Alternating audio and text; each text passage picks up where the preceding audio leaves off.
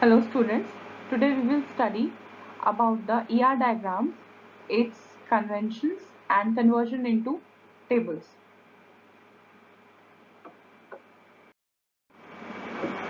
So these are three topics that we are going to cover in this video.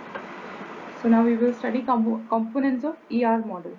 So ER relationship diagram, also called as entity relationship model, is aptly named. It shows the relationship between entities. That's why we call it entity relationship model. It organizes the data within database, and this is the useful thing in ER model, that it organizes the data very well. There are two kinds of ER diagrams. First is conceptual and other one is physical. Conceptual diagram models can be used as foundation for logical data models or to form commonality relationship between ER models as a basis for data model integration. A conceptual ER diagram uses 6 standard symbols. First is entities. You all know about now. Entities are real time or real life objects, real world objects. Attributes, the value an entity can take. Relationships between entities. Weak entities which depend on other entities. Multi-valued attributes and weak relationships. So this is entity. Representation is like box. It is like a rectangular box structure. The attribute is represented in single line oval shape. Relationship is diamond shape. Weak entity is represented by this double lined rectangle. Then multi-valued is this double oval. Weak relationship is double diamond. This is for one, this is for many, this is one and only one, this is 0 or 1, this is 1 or many, this is 0 or many. Attributes, this is main entity and it can have these kind of 3 attributes. Composite attributes, so now here, like we have taken the student and its attribute is name, but we are seeing here that name can be divided into two other attributes, first name and last name. So these two are known as composite attribute of this attribute name. Multi-valued attribute is displayed with the help of this double ellipse. So this is we can have phone numbers. Multi-valued attribute, we can have more than one mobile number, so we can put in that. So this is known as multi-valued attribute. Then we can say derived attributes are depicted with the help of dashed ellipse. So this age can be derived with the help of date of birth, which is depicted here with the help of birth date. So this can be derived from birth date. That's why we have represented it as dashed ellipse.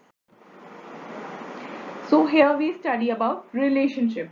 When we have to represent in entity relationship diagram, the relationship one to one, we will represent it as entity one, relationship one, entity. So this means that this entity is related to this entity with the help of one to one relationship. So here 1 to n relationship, here n to 1 or many to 1 relationship. Here entities are related with many to many relationship. So now we have to convert ER diagram into tables. If ER diagram is represented at very high level, it again creates a difficulty in understanding the system. But representation at high level and till the minute levels is very necessary to understand the system well. These concepts are well defined by generalization and specialization. Going in depth, so this way, what kind of employee? Engineer, accountant, salesperson, clerk. So this way we are converting into this diagram. No doubt it becomes much complex, but then we have to see the complexity of the diagram. We have to understand the specialization. That's why we are going with that complex kind of diagram. This method of representation helps the developer to code correctly and quickly. It's a top-down approach of breaking higher level entity to low level entity. Once the entities are understood at higher level, it makes easy to understand the requirement at low level. See, till we are not getting proper with the requirements, we are not able to convert the ER diagrams into tables properly. So we need to know all the minute details. So that's why specialization is very much necessary to convert this ER diagram into tables. Then third thing comes aggregation. This aggregation comes into picture when just see this case where the student attends the course and he has some subjects to study. Okay, at the same time course offers some subjects. Okay, this course offers some subjects. Here a relation is defined on a relation because this attends is already a relation and this has been um, provided on the already a relation attends. So this is not supported in ER diagram because it does not entertain such a relation. It supports mapping between entities, not between relations. So this is not valid with ER diagrams. What we have to do is just we will merge related entities like same domain. They can be of same domain or they can be related entities. So now with the point of view of subject, we are trying to combine or merge the students and course. So that's why this becomes single complete one entity, and now the student's course has subjects. So this becomes the ER diagram.